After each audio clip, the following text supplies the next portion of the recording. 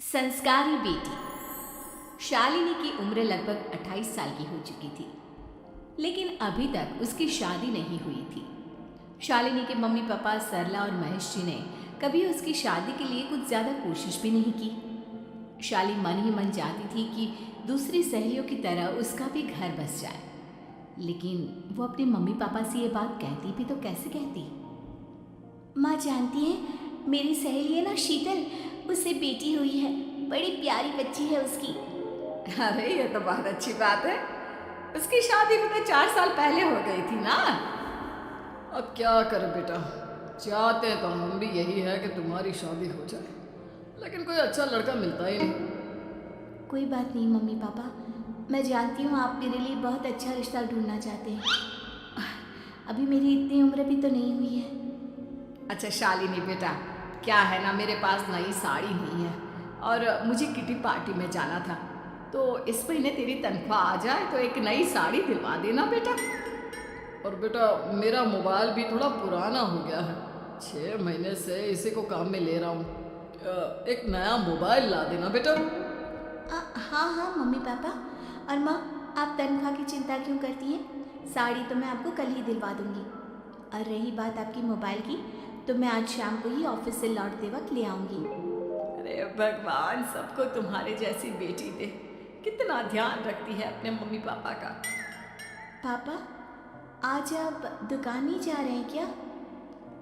वो क्या है ना बेटा, मेरे सर में ज़रा दर्द हो रहा है, इसलिए आज दुकान जाने का मन नहीं है। पापा दवाई ले लीजिए, और अगर हो सके तो चले जाइए। इस तरह दुकान बंद रहेगी तो ग्राहक आना बंद कर देंगे ना। अरे बेटा तेरे पापा की अब उम्र हो चली है, और तू है ना हमारी कमाओ बेटी, इतनी अच्छी नौकरी करती है, हमारा ख्याल रखती है, तेरे पापा को चिंता करने की क्या जरूरत भला है। ठीक है पापा, आप अपना ध्यान रखिए। मैं ऑफिस से लौटते वक्त आपका फ़ोन ले आऊँगी। और माँ, आपकी साड़ी हम कल लेकर आएंगी। शालिनी के जाने के बाद क्या करे, शालिनी के लिए सच में कोई लड़का ढूंढ कर उसकी शादी करवानी है क्या? अरे पागल हो गई हो क्या? वो शादी करके इस घर से चली गई तो हमारे खाने के लिए पैसे कहाँ से आएंगे? जानती हूँ जानती हूँ। वैसे भी आपको ना दुकान पर जाने में, काम करने में आलस आता है, अच्छे से पहचानती हूँ आपको।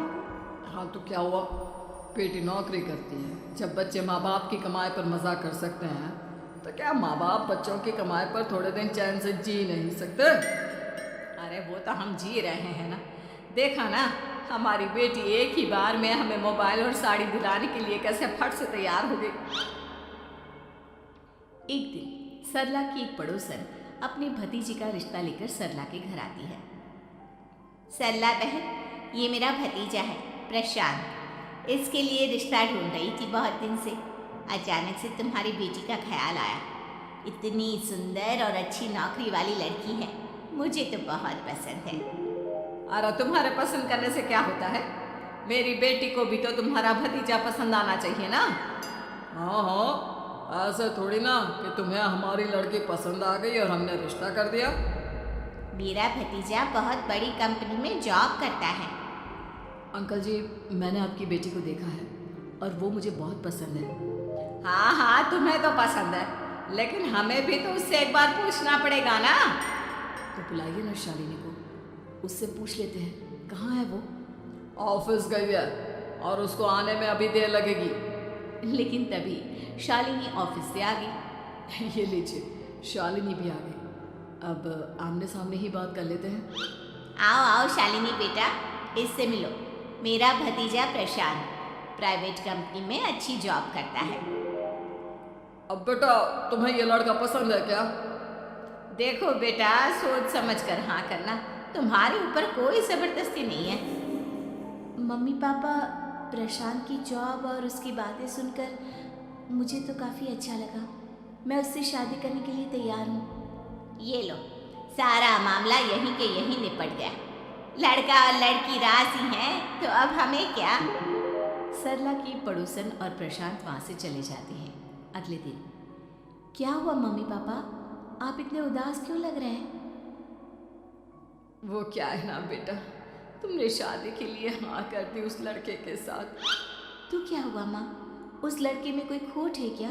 आपको वो पसंद नहीं? अरे नहीं नहीं बेटा, जिसमें तुम्हारी खुशी उसमें हमारी खुशी। हमें भी लड़का पसंद है। तो फिर क्या बात है? अगर कुछ भी है तो आप मुझे बता सकते हैं। तुम्हारी माँ ये सोच सोच कर परेशान है कि तुम्हारे बाद हमारा क्या होगा। तुम हमारी इकलौती बेटी हो, हमारा बुढ़ापा कैसे कटेगा। अब बेटा, हम अपने बारे में सोचकर तुम्हें जिंदगी पर शादी करने से रोक तो नहीं सकते ना।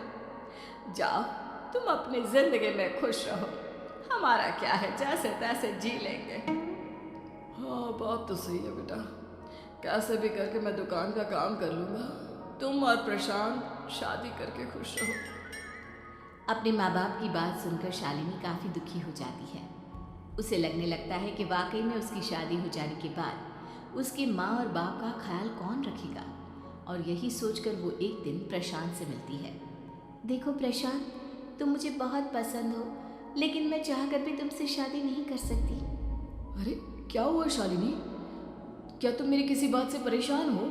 नहीं नहीं प्रशांत, मैं अपने माँ बाप की इकलौती संतान हूँ। अगर मैं भी शादी करके घर से चली गई तो उनका ख्याल कौन रखेगा, उनका खर्चा कौन उठाएगा? तो क्या तुम सारी जिंदगी शादी नहीं करोगी?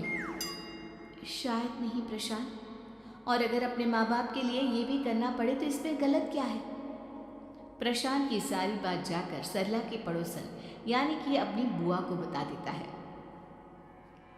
ये सरला तो बड़ी चालाक निकली। प्रशांत तो अपनी बेटी के साथ खेल खेल रही है। कैसा खेल? आप क्या कहना चाहती हैं? अरे शालिनी बहुत सीधी और संस्कारी लड़की है, लेकिन ये सरला और महेश एक नंबर की चालाक है। बुआ जी, आपकी बात सही है, लेकिन अपनी बेटी के साथ भला कोई क्यों चालाकी करेगा? वो तो मैं तुझे कल बताऊंगी। तो कल सुबह मेरे साथ शालिनी के घर चलना। और फिर अगले दिन। क्या हुआ सरला बहन, तुम्हारी बेटी ने तो शादी के लिए मना कर दिया। अब पता नहीं बहन जी क्यों मना कर दिया। हम तो चाहते थे कि बेटी की शादी धूमधाम से करें। हमारी तो बहुत इच्छा थी कि शालिनी की शादी प्रशांत के साथ हो जाए, लेकिन अब क्या करें, वही नहीं चाहती। आंटी जी, शादी के बाद मुझे अपने माँ बाप की बहुत चिंता रहेगी। उनका ख्याल कौन रखेगा? और इसलिए मैं प्रशांत तो क्या, किसी से भी शादी नहीं करना चाहती। अंधी हो गई हो क्या माँ बाप के प्यार में? पहले जरा अपने माँ बाप से सच तो पूछ लो। कैसा सच? यही सच शालिनी, कि ये तुम्हारे सगे माँ बाप नहीं है और तुम इनके लिए सिर्फ पैसे कमाने का एक जरिया हो। अरे यह तुम क्या कह रही हो? सच ही तो कह रही हूँ भाई साहब। अब सीधे सीधे अपनी बेटी को अपनी सच्चाई बताओगे या फिर मैं कोई दूसरा तरीका निकालूं? हमें माफ़ कर दो शालिनी, वो क्या है ना, हमारी कोई औलाद नहीं थी और जब तुम छोटी थी तो हमने तुम्हें गोद ले लिया था। तो इस नाते तो मैं आपकी बेटी ही हुई ना।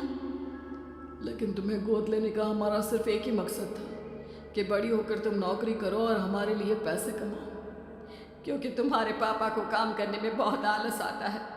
और ये सच है कि हम ही नहीं चाहते थे कि तुम्हारी कभी भी शादी हो। कोई बात नहीं मम्मी पापा, आपने मुझे गोद लिया, पाल पोस कर बड़ा किया। भले ही उसके पीछे आपका कोई भी इरादा सही, लेकिन मैं आपकी बेटी हूँ। शादी तो मैं प्रशांत के साथ कर लूँगी, लेकिन उसके बाद भी जिंदगी भर आप दोनों का ख्याल रखूँगी। शालिनी की बातें सुनकर सरला और महेश को अपनी गलती का एहसास होता है और वो उससे माफ़ी मांगते हैं।